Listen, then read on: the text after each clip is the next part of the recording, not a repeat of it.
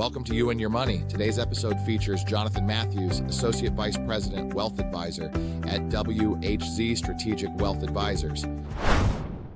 Now, our overall theme today is the One Big Beautiful Bill Act and how it'll affect personal finances and taxes this year, as we will be talking about during the course of the morning. But many people don't understand what changes are coming in 2026. So what should listeners know, Jonathan? There's a lot that comes with the Big Beautiful Bill. The biggest takeaway is the OBBBA made several major tax provisions permanent, and they're going to introduce some of these rules that directly affect how people plan for taxes, retirement, charitable giving in 2026 and beyond. Some of these are very positive. Some of them also change the planning landscape in a couple important ways. So let's start with tax rates. Many people were worried their taxes would jump in 2026. That's right. And the good news is that most individual tax rates are not going to be going up. The OBBBA made current tax brackets permanent. So we avoided the automatic increase that was scheduled to happen when the Tax Cuts and Jobs Act of 2017 expired. That gives families more certainty when planning income, retirement, withdrawals, and investment strategies. What about deductions? Are there changes people should be aware of? There are. That's something that's absolutely to be considered. The standard deduction continues to increase with inflation, which means more people will continue to take it instead of itemizing. There's a significant new deduction for seniors, an additional $6,000 per person that are 65 and older, subject to income limits. That can meaningfully reduce taxes for the retirees. And charitable giving rules are changing too. How so? Yeah, that's another important one. Starting in 2026, there's a 0.5% of AGI floor for itemized charitable deductions. That means charitable gifts only become deductible after you exceed that threshold. On the flip side, there's a new universal charitable deduction for people who don't itemize, which allows more taxpayers to receive some tax benefits. The takeaway there is that they're trying to get less people, it seems like, to itemize and more people to just take the standard deduction across the board. Sounds like timing really matters. It does. For some families, accelerating charitable giving for these new rules can take effect, and it makes sense. For others, it's about adjusting how and when to give, and this is when really the planning that we do comes into play. Jonathan, it seems funny we're talking about 2026 changes because right now, in February 2026, many people are thinking about their 2025 taxes. So we're looking forward and looking back almost at the same time today. Right. This is a bit of a time of flux for folks as they sort of review the year previously and look forward into next year. That does remind me, I should mention to folks as well that the IRS has sort of given a bit of a heads up that things will potentially be a bit delayed this year, given all of the changes that happened in July from the adjustments made there. The IRS had to update some codes, and then they also had about a month of furlough. So those two things combined, they are already sort of trying to let folks know that things are going to be a little bit slower than probably in years past. So let's talk about 2026 and retirement planning. Does this congressional budget bill affect that line of the equation? Indirectly, yes. Because tax rates are now permanent, we have more of a clarity on when we decide between traditional and Roth strategies. It also reinforces the value of what we call tax diversification, having assets in taxable, tax-deferred, and tax-free buckets. So you have flexibility no matter how rules evolve in the future. What's the biggest mistake you think people will make heading into 2026? That's an easy one. Waiting too long. Many people assume tax planning happens when they file their return, but the best opportunity happens before year end. The OBBBA made planning more predictable, but it does still require thoughtful coordination between income, investments, and deductions. That's why we're talking about 2026 returns now. So bottom line, what should listeners do next? They should take a step back and review their full financial picture, look at your income, look at your retirement savings, think of any charitable goals that you might have, tax strategies, and don't hesitate to work with a professional who can help you adapt to these changes in a thoughtful way. Jonathan, let's make this more real for people listening. Can you walk us through some practical examples of how these changes might affect different households? Absolutely. I think the examples are best. It's the best way to make it stick for people because these rules don't affect everyone in the same way.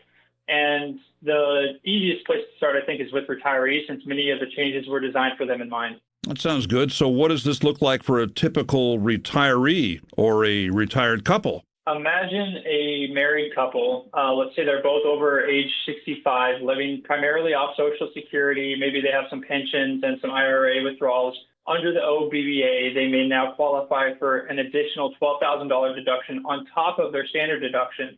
That could significantly reduce how much of their retirement income is taxable. And in some cases, it may mean they keep even more Social Security benefits from being taxed too. For that couple, start with the smart planning, and it might involve spreading IRA withdrawals more evenly over time. It might be coordinating withdrawals with Roth accounts and staying within different tax brackets that are more favorable. The goal isn't just paying taxes less this year, it's reducing taxes over the course of retirement, what we would call your lifetime savings. Well, that could really help retirees stretch their income further. What about working families? Yeah, that's an easy next step. So working families, especially those in their peak earning years, the OBBBA provides some stability for them too. Knowing the tax brackets are permanent allows these families to, do things like plan bonuses, sort of anticipate what their raises are, investment income, all of that sort of gets more confident, right? So an example would be a dual income household. They might choose to increase their retirement contributions to reduce their taxable income. So you're getting kind of a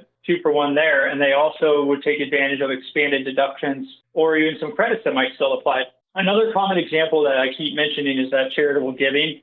A working family that normally donates maybe a few $1,000s each year may find that the new charitable deduction rules change how much benefits they receive.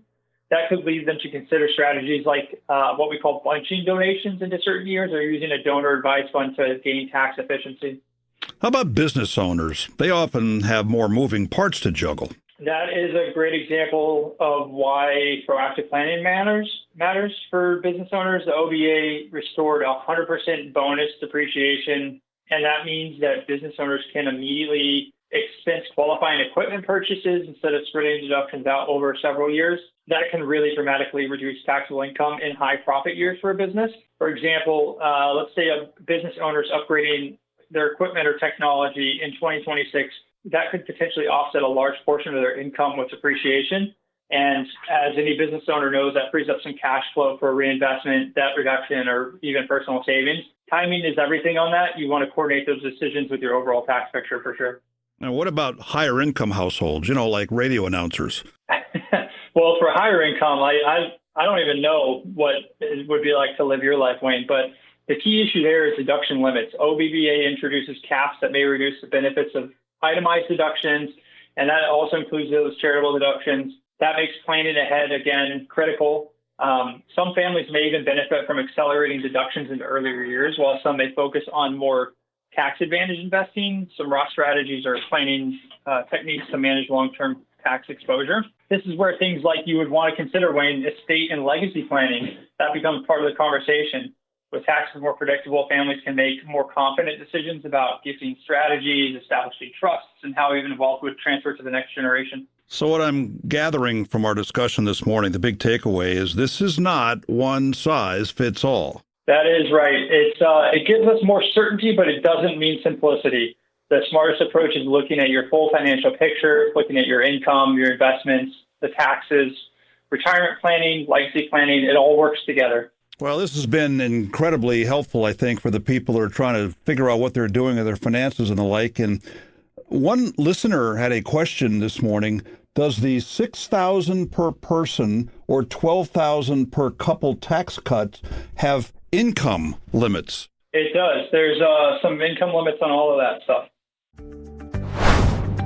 For more information regarding wealth management and customized financial planning with WHZ Strategic Wealth Advisors, please visit WHZwealth.com. WHZ Strategic Wealth Advisors offer securities and advisory services through Commonwealth Financial Network, member FINRA SIPC, a registered investment advisor. Fixed insurance products and services offered through CES Insurance Agency. They practice at 697 Pomfret Street, Pomfret Center, Connecticut 06259, and 392A Merrow Road, Tolland, Connecticut 06084. They can be reached at 860-928-2341. WHZ Strategic Wealth Advisors do not provide legal or tax advice. The tenured financial services team strives to support clients in achieving their financial life goals while providing absolute confidence and unwavering partnership for life.